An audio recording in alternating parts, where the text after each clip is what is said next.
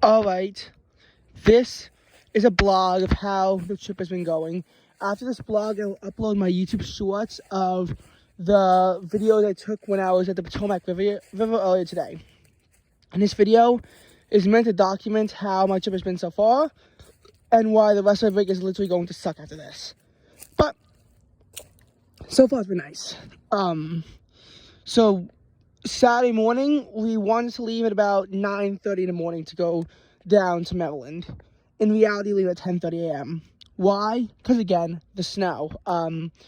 It was there was, especially because there was a lot more snow further south. Like there was about 10 inches of snow in Coney Island, 6 inches of snow at JFK Airport, and also about 5 inches of snow along the South Shore.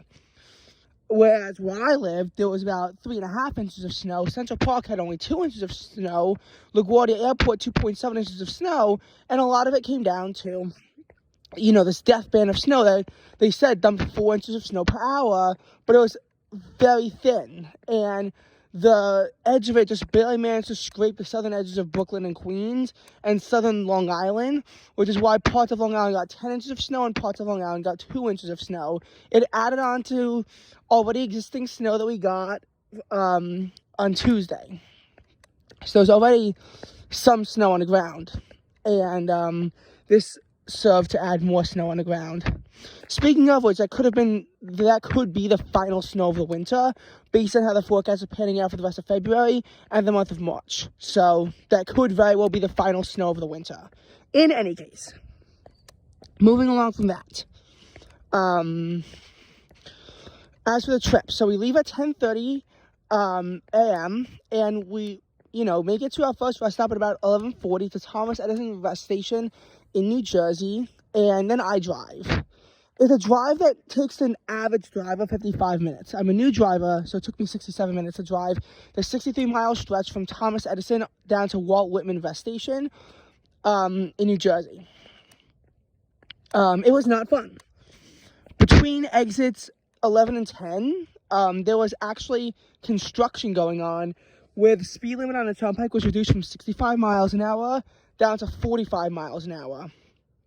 But since we were in the right lane, we had to diverge from the highway in a very tight single lane. So I actually wound up going closer to 35 miles an hour instead. Then there were issues with the speed fluctuating way too much, as I would hit 70 at times when I wasn't paying attention. And then when I calmed down, it would oftentimes fall below 60. There's a point where between exits 5 and 4 in the turnpike, the lanes merged and my speed dropped to below 50 miles an hour. And then we got stuck behind a truck where absolutely no one else was actually letting me do a lane change. That was pretty frequent. Cars just would not let me do a lane change. And I was stuck behind a truck who was going at 30 miles an hour. And eventually I was able to get around him, but it was highly annoying. And then I didn't drive the rest of the trip. We made one more stop at the Maryland House in Aberdeen, Maryland. And then from there, we were able to make it to our hotel, which is in the Rockville area. We were at a hotel for a few hours, and then we had dinner in Tyson's Corner in that mall in Northern Virginia yesterday. And we came back very late at night. It was freezing too. We were on at elevation where it was very windy and it was only 30 degrees Fahrenheit and it was at night. Compared to today where, yes, it started off in the 20s, low 20s, and it actually wound up warming up to almost 50 degrees in the afternoon.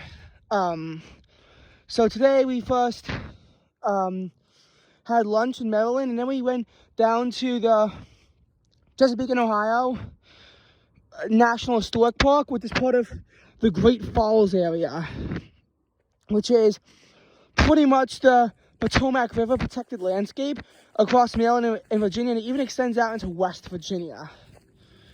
Pretty much Great Falls starts west of DC and goes all the way out to Cumberland, which is 2 hours northwest of where we are right now. After that, I went back to a hotel, and now we're at our uncle's house having dinner, and I'm taking a walk right now to make this video. So tomorrow, the agenda is that we're leaving our hotel at about 8:15 in the morning. And we have to do this so we can get to College Park, Maryland at 9 a.m. so we can look at the University of Maryland. even though neither me nor my dad are too into the school. From there, we're going to see the University of Maryland. We might have lunch there. Then we're stopping in Baltimore to see Fort McHenry. And then we're going to the University of Delaware in Newark. And we're getting, and we're trying to see what that school looks like because we have a tour at 9 a.m. the next day. And then we're probably having lunch at the campus after the tour. And then we have to go back home. So we're probably not getting home until about 4:30. Anyway, here's where the rest of the break is going to suck for me. So I just went to a road trip. So I get back Tuesday night. Or Tuesday afternoon. Because of the timing I get back, I have to give up both lifeguard shifts. $85 worth of shifts. And to make matters worse, I calculated how much money I lost over, these past few weeks due to various occurrences. Only then find out I also lost the February 13th shift because there was 7.5 inches of snow and the JCC was closed for the day. So because of that, that's another $51 lost. I'm at a loss right now of $136 for the month of February. That's a big loss that I'm at.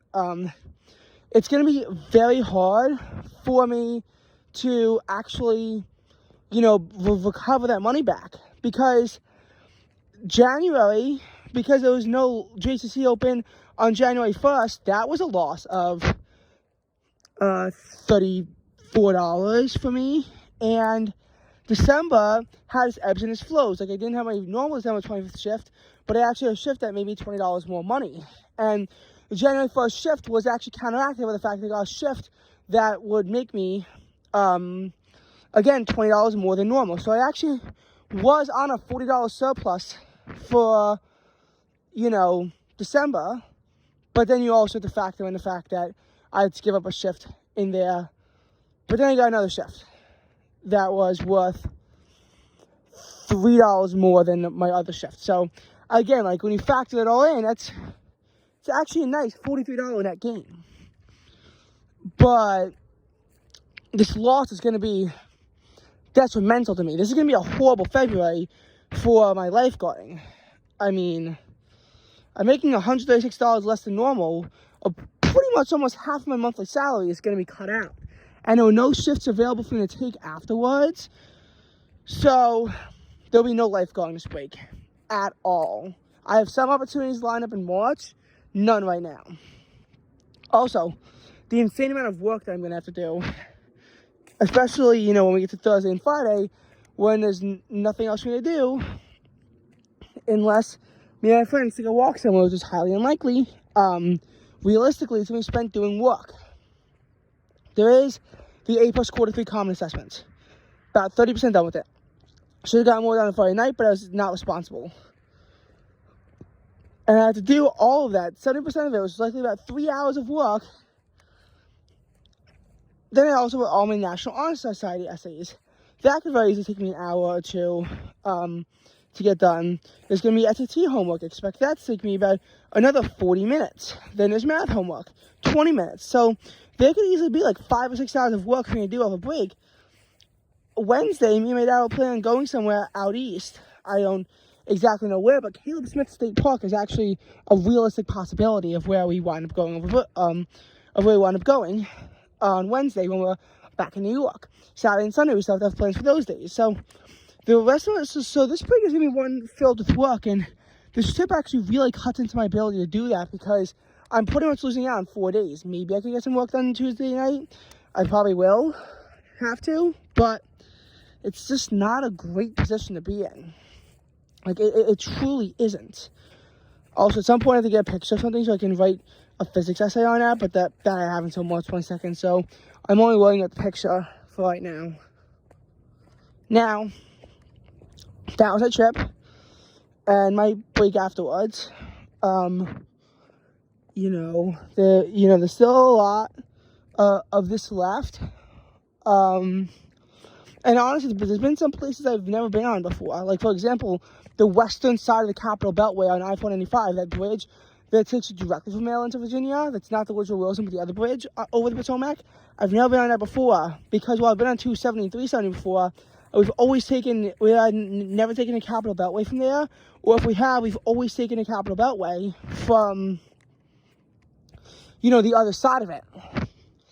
Like, before this, I don't think I was ever on a Capital Beltway between exits 27 and 57 going that on the western side. I was between 57 and 27 the whole way. Now I've been on it between exits 38 and 47 because of how we went to Tyson's Corner. And obviously, it's a 64-mile beltway. Now, that's something new that I can finally say I've checked off my list. Again, this area by the Potomac, I've never been there before. And Delaware and Maryland, these colleges too, and the areas around them. And I don't think I've ever been to Fort McHenry either. So there will be some genuine new tourism for me. But overall, this trip is actually going to cause a lot of problems for me. Now, thank you for listening.